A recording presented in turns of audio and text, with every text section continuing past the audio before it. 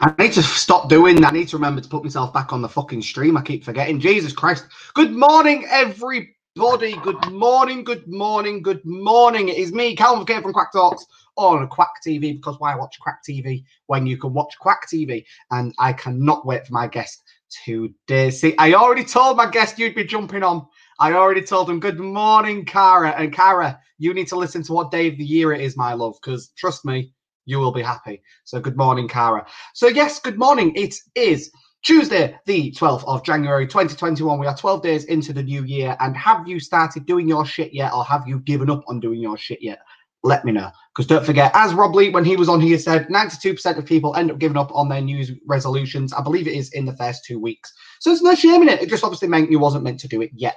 However, on a positive note, I cannot wait for this guest. But before I do that, the date of the year today, as we know, if you are just jumping on for the first time, firstly, before I do that, if you are watching us on replay, remember to put like hashtag replay. I don't know what this is, but we're doing it. Hashtag replay if you are watching on replay. Remember, you can catch this on my Facebook page, my Facebook group, and my YouTube channel, The Duck Pond, and also on LinkedIn. So make sure you are catching us in all of them places. However, I do the day of the year because the reason I do the day of the year is there's a theme every day of every year. And the reason I like to do is it gives you a bit of inspiration for social media, or maybe it's a little bit comedic for your day, and it gives you just an idea of something to do. Oh Christ, we knew these comments were going to come in, Nathan. I'm sure you can see them as well. So today, the day of the week, is National Kiss a Ginger Day. So that's right. Today is National Kiss a Ginger Day. That doesn't count if you've dyed your hair ginger, people. That means naturally ginger. So yes, it is Kiss a Ginger Day, and it is also Marzipan Day. Don't know about that one. Poetry at Work Day, Pharmacist Day, and it is also still Veganuary, remember. So yeah, it's pretty dandy. It's a pretty good day. Kiss a Ginger Day, and I know a few people that are going to be happy with that. And then Cara, yes, who am I going to kiss? Cara's a national lockdown, my love. Otherwise, I would come and see you. So today as well, your trending hashtags, which I do find every day via Twitter, because I'll be honest, it's the easiest place, and you can use them everywhere, including Instagram, Facebook, LinkedIn, wherever you are wanting to use them. So your hashtags today are hashtag Tuesday Vibe, hashtag, I've lost it, Tuesday Thoughts, hashtag Tuesday Motivation. And is there any others? While I have a quick scroll, no. So that's your hashtag today. It's hashtag Tuesday Thoughts, hashtag Tuesday Motivation. I will get me bloody words out today. And hashtag Tuesday Vibe. So yes, make sure you use them hashtags today when you are out and about everywhere. Oh, honestly, what a great day. Yes, Mr. Quackers, don't worry about it. So, also, I do like to do some funny news. And the funny news today, I like to search this every day and see what I come across. And as we know, I don't really like talking about the big C word or the big L word or anything like that. However, the very first funny and wacky article I found today is to do with that. And it's about a woman who attempts to get around the pandemic rules by walking her boyfriend on a leash. Or on a dog lead, if you're not American. So yes, it's a lady tries to get around the rules by walking her partner on a dog lead. What can we say to that? What else can you say? You know, when does it mean there's a way? And also, you know, a mum asks her son to bleach her hair and ends up looking like a pineapple.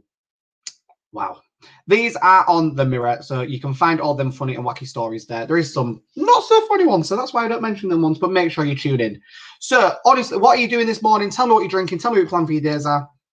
And I will not stop walking Mr. Quackers on a leash. Why do I show these? Because this goes on YouTube. Why do I do this?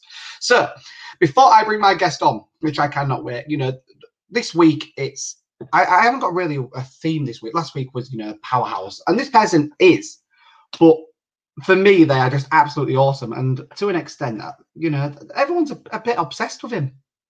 And I get it, but I feel sorry for the bloke. If I'm really honest, people just harass him. So before I do anything else, let me make sure I change everything over. Good morning, Nathan. How are we doing? I'm very well. How are you? Yeah, I'm good. Thank you, mate. I'm good. Good. So, as I said, people harass you, which is quite a known thing. Hence why the camera's already jumped on. How do you deal with that before we even start with anything else? Lots of vodka? Just... I'm a debt collector, mate. I'm used to people harassing me, or I'm normally used to harassing them. To be fair, so I've got thick skin, so I can cope. I can cope with these things. I love the way you did the spin on that. I'm a debt collector. That's how I can deal with it. So I'll tell you what, since you touched on that, Nathan, just in case people don't know who you are and what you do, who are you and what do you do? So I'm Nathan. I'm from Brielle Business Certainty, and I provide fast, effective debt recovery and credit control. Recovered 27 million in the last 12 months, all no win, no fee. And those invoices range from sort of 65 quid through to 5 million. So in this instance, size doesn't matter. Maybe the only instance. Be careful who you're saying that to, right? But no, that's really, really cool. And obviously, one of the things I know you've promoted is like, you know, that there is kind of no bill too small. You know, don't leave that money aside. Don't worry about it. You know, we work hard for our fucking money, and we deserve right for it. I know you massively promote that. So, how did you get into debt recovery? It was completely by chance. I was an ugly child. So I had no distraction at school. Glasses, braces, basin haircut, short, skinny, and my stepdad made me carry a briefcase. So yes, I was briefcase wanker from the in-betweeners. So I didn't have a distraction. So I did my A-levels and then went to leave school, actually got a girlfriend. So I thought I've actually got in one. I didn't think there was probably two out there. So I didn't go to uni and then ended up doing sort of NVQ courses and stumbled into debt recovery. So I filed disconnection notices 5 days a week, 7 hours a day for a living for 65 quid a week until I got into debt recovery. Christ, right, so wow. I'm shocked at the fact he said you was ugly and you was a briefcase wanker. Like, you know, it's like, the glow up is real. Let's be honest, people, the glow up is real. Right, so we've got good morning from Jenny Gordon. You've got Jenny saying good morning to us. Karen Niffin is doing a bit of debt recovery for me. See, business works, people. Good morning, Alison. He's got a face that says refund me. Is that a compliment? I'm not sure, but we'll go with it. Thanks, Kim. Oh, good morning, Kim. I just realised that was you. Christ. Morning, Kim. And then we've also got good morning from Mr. Tony Edwards. And you know, Kim's asking for pics. I'll get the fuck out. She's like, we need pictures of you being a briefcase wanker. We need to see these pictures. We need to see them. It's not happening, mate. Those mental scars have gone. They're not coming back. They're not coming back. I did a lot of work to get out of that. I'm going to make it my mission this year to see these pictures because, trust me, right, if you've got a surname like McQueen, right, you can't be a fucking ugly child. You just can't be. Like, it's just not possible. So I had a massive overbite, mate. I had a massive overbite. They used to call me Bugs at school. They don't call me Bugs anymore, trust me. There's nobody that will call me Bugs anymore. Don't call him Bugs anymore because he fucking fucks them. Love it. Absolutely love it. So, I'll tell you what, Nathan, how was 2020 for you? Without talking about the big C word or the big L word, how was 2020 for you? How did you see it on a debt recovery side or even personally? How was it? For me personally, we do a lot of work for the insolvency practitioners and we saw they got quiet.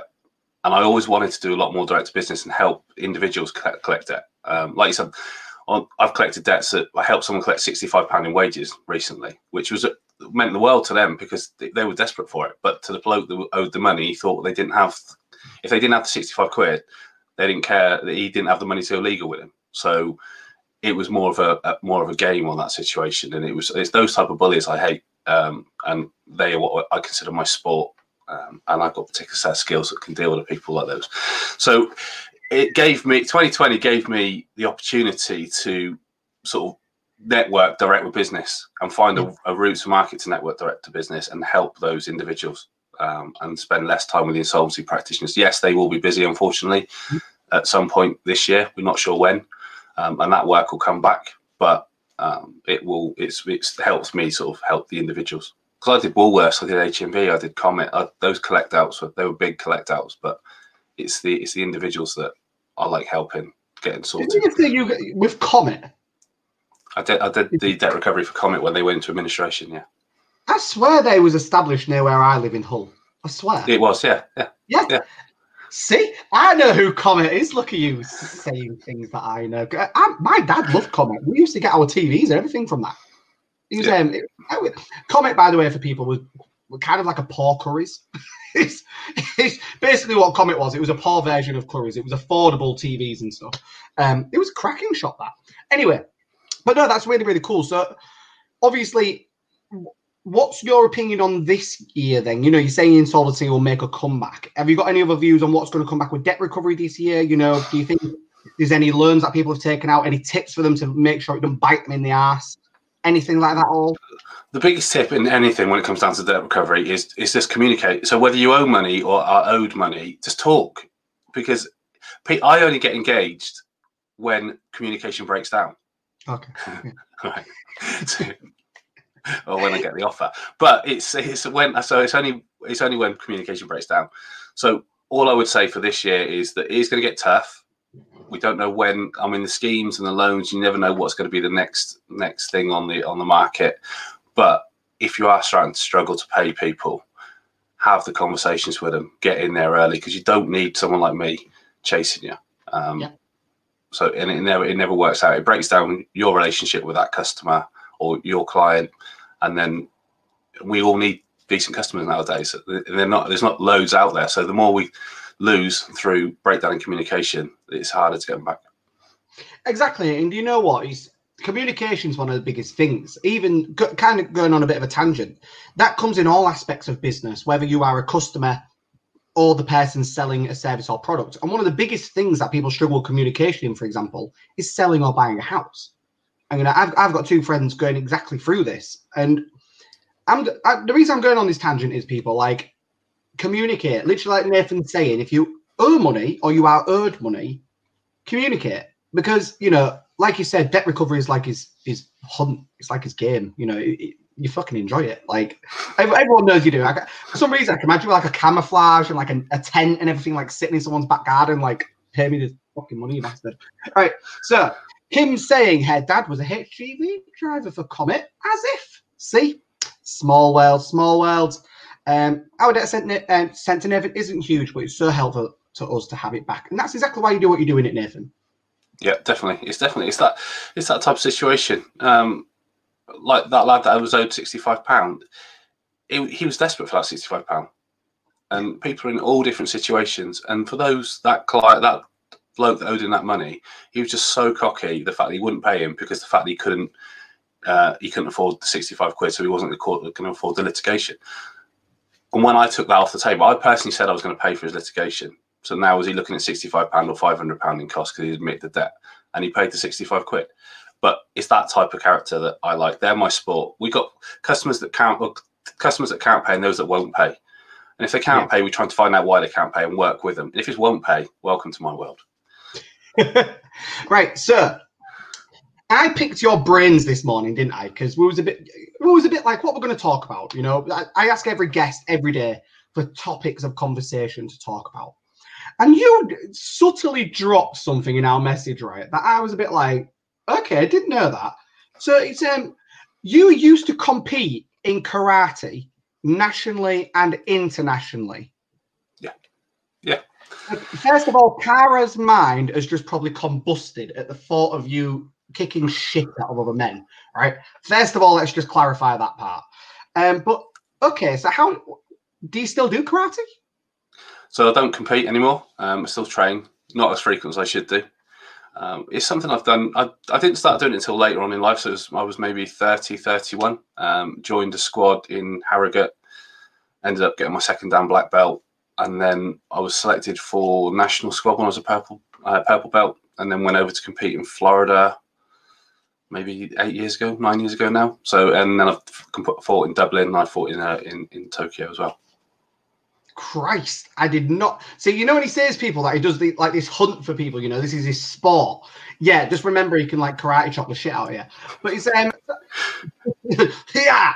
I don't know what coffee am I drinking this morning. But yeah, no, see, this is why I love doing these live videos, because you find out stuff like this. Me and you have been in God knows how many different meetings with each other. I didn't know you did fucking karate. Like, what the fuck? So what got you into that? You know, was it just something you'd done from a young age, or? It was, I think, to start with, I moved to the north. I didn't know anybody. I started a new job, and I didn't want to go to the gym. I'm not a lift, eat, repeat type of person. I need something to mess with my head as well as physically. And like anything, I don't do anything by half measure. So I think I was training 6 days a week. So I even went to the senior classes, even though I was only a white belt, because I knew that I'd have to learn that at some point. So I may as well get a head start. And I've got an appetite for it. And the worst day I had at work, the better day I had at training, or someone else's had a bad day when I was at training. It just meant it fed that momentum and that not aggression, but as in the fact that it helped me train, helped me focus. Yeah, you see, my brother went through. I think it was more judo than karate, and he went through it. And that my mum got him into that for a way of him blowing off steam. You know, he was a professional rugby player. It was just before he was getting professional, etc. I'll be honest, we don't live in the softest of areas, you know. So it was a way for her to make sure that kind of built up stuff from sport and exercise, everything like that, as a form of blowing off a bit of steam. And, you know, a lot of people do say that physical contact sport, such as karate, judo, anything like that, is a great way of kicking off steam. You know, they really, really do. So if you could get back into it now as much, imagine what we ain't got going on in the world, right? Would you be looking at getting back into it or carrying on with it or anything like that? I'd probably take up a different style. Because I've done kung fu, I've done kickboxing, and I've done karate. So I'd like to try and take up another style, maybe taekwondo or something, just to learn something new. Yeah. Oh, so Kim's putting watch out for Jean-Claude Van Damme. Oh, Kim, why do you not watch my lives more in the morning? Christ.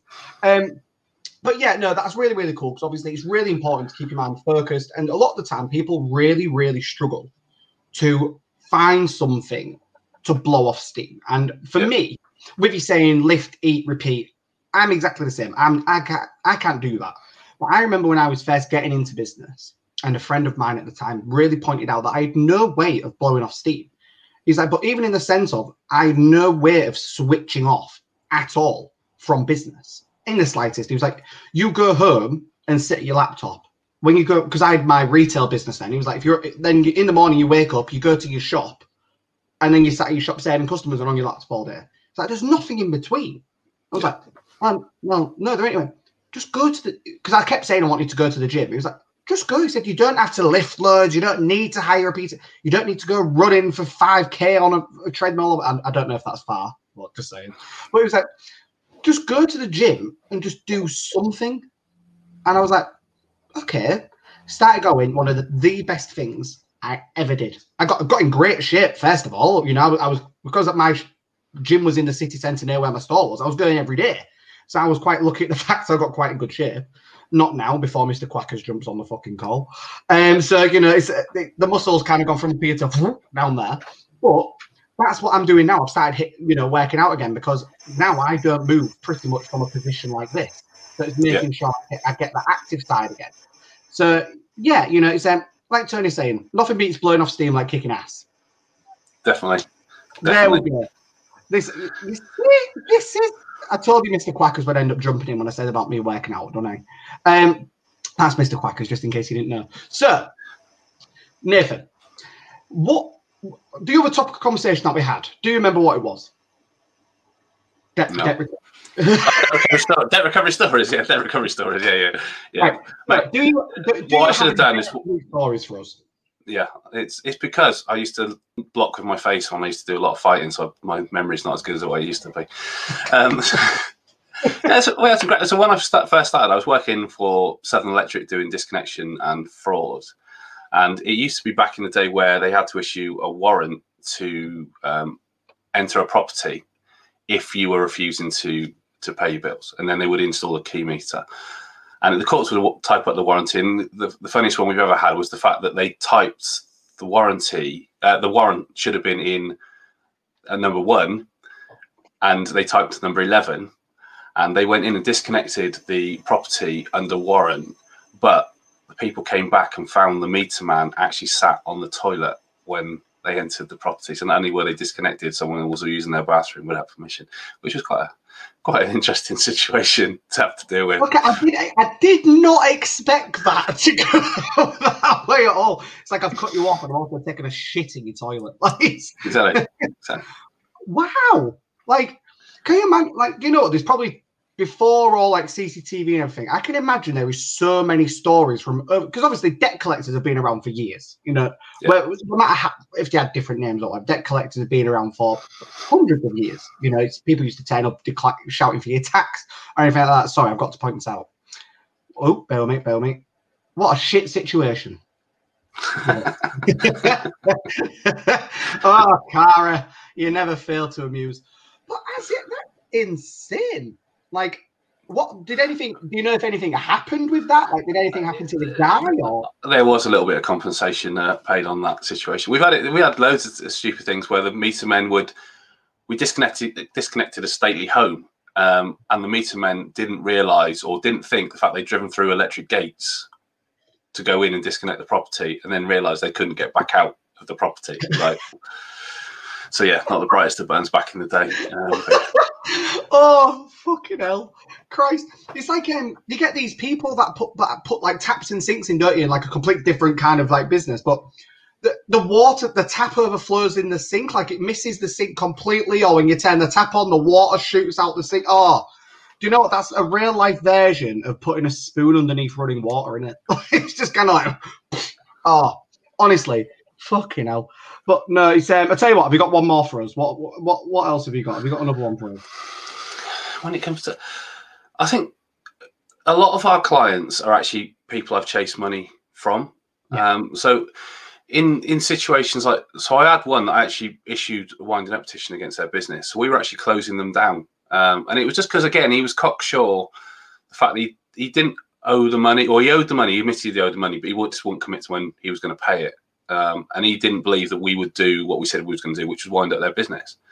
And within 30 days, he ended up paying sort of £15,000 more than he was due to have paid if he'd actually settled when we had the first conversation. But now he's a client because the fact that he knows we're effective. And so it's those little situations, not as funny, but they're just like, come on, get a grip. You know what you're doing. It's a game. I do this for a living. I do this. This is the only thing I do. I don't have to worry about anything else. So when you're having a bit of banter with me because in fact you're not going to pay, or for whatever reason come up with the most original excuse, it's like dogs ate my homework type of excuse. I've heard it 50 million times before. Come on, let's have an original one. Even Kobe's not a decent excuse anymore. That one's old hat. So where they think they're being clever, they're not. You know what? You should put a part on your website if you haven't got it already for like frequently like said answers. So you know when people are trying to like excuses and like, look, just go read that page. I've heard them all. All the excuses are on there. Those are the. Shut up and just pay me the fucking money, right? Just shut up. I tell you what, Nathan. You know, just in case for some whatever bizarre reason anyone watching this was needing a debt collector and they possibly, you know, wasn't sure with possibly going with yourself or anything. You know, we know this in business, and you'll know that a lot of the times when working with people, you've got to make sure it feels right. But what 3 values would you say for people to look for when they're looking for a debt collector? You know, is there any 3 things you'd say to them to look for or look at when looking for a debt collector? The company that you engage has to reflect your ethos. So we work with the client to understand what their ethos is. So if they want to go in a particular route, then we'll do that. But if they want to go, we're there to help retain the customer. If we can work out what the pinch point is, we're like marriage counsellors. So that's what you should look for in your debt recovery agent. You don't want these that are going in straight, hard and fast, straight into court action, straight into bailiffs. It doesn't work. Because as soon as you posture, you've got nowhere to go from there. Yeah. If you posture, I'm going to take you to court, and then you don't, you've lost your position of power. Whereas if you've got a collection company that will have those sensible conversations leading up to that process, then that adds so much to the actual collection process and makes that recovery so much easier. I've had clients pay within 2 hours that have waited 6 months because the fact that we have a sensible conversation, we take the emotion out of it. So we've got all the facts, we do it for a living, and we've not got the fact that I've not sold the product, so I'm not passionate about the fact that it's my money and you need to pay me because it's my livelihood. And the client, the debtor's not, well, it's not as what I expected. And that, so we're the sort of intermediary. Come on, let's have a sensible conversation. You've got the product, that type of stuff. So it's finding a debt collection agency that doesn't sit behind letters and emails, that does put that personal touch into it. We're not door knocking bailiffs. TV programs drive me insane where they give the debt collector the bad image. Don't get me wrong, as some people here will know, that I can stand in a doorway and give a look and people get paid. So and I don't have to say a word.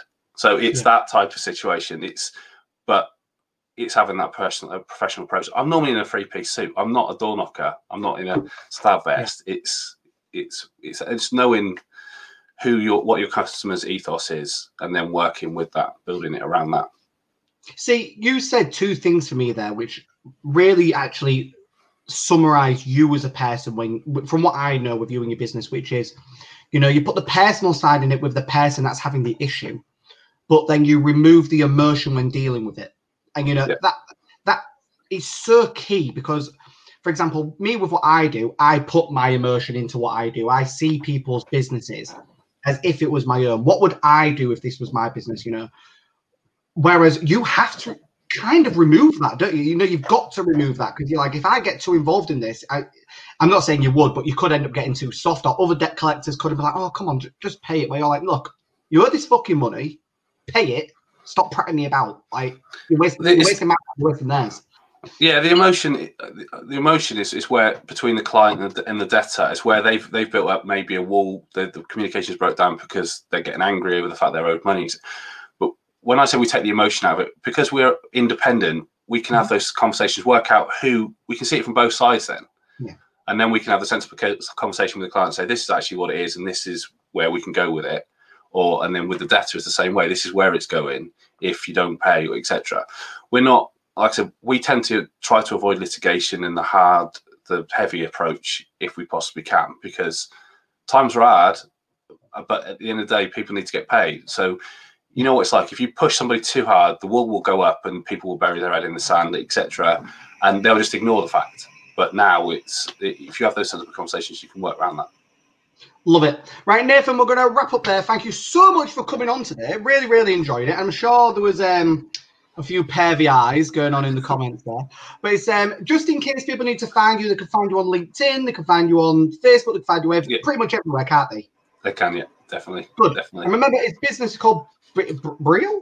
I can't say it. Business Centre, yeah. Briel Business Centre, you spell it B, the letter B, and then bear with me. I've got a banner for it. Let me just, just search that, right? Just search that. But no, it's I hope I've spelled that right, Christ. But yeah, no, so it's thank you so much. Don't go anywhere. Hover around backstage, and I'll chat to you in a minute. Cool. Speak to you soon. Right. Bye. See you soon. Oh, so that was Nathan McQueen. Does anyone else, when you say McQueen, you think of the film Cars? I'm sure he gets this quite a lot. But yeah, so that was Nathan McQueen today on Kwak TV, because remember why I watch Kwak TV, where you can watch Kwak TV. And tomorrow I have got Kitty Cairns. And trust me, if you put me and this lady in the same room, it's funny is all I'm going to say. So I'm looking forward to tomorrow's call as well. But thank you so much for Nathan being on today. Make sure you tune in tomorrow and every day from Monday to Friday to watch Kwak TV. It has been me, Callum McKay from Kwak Talks. And remember, why watch Kwak TV? Where you can watch Kwak TV.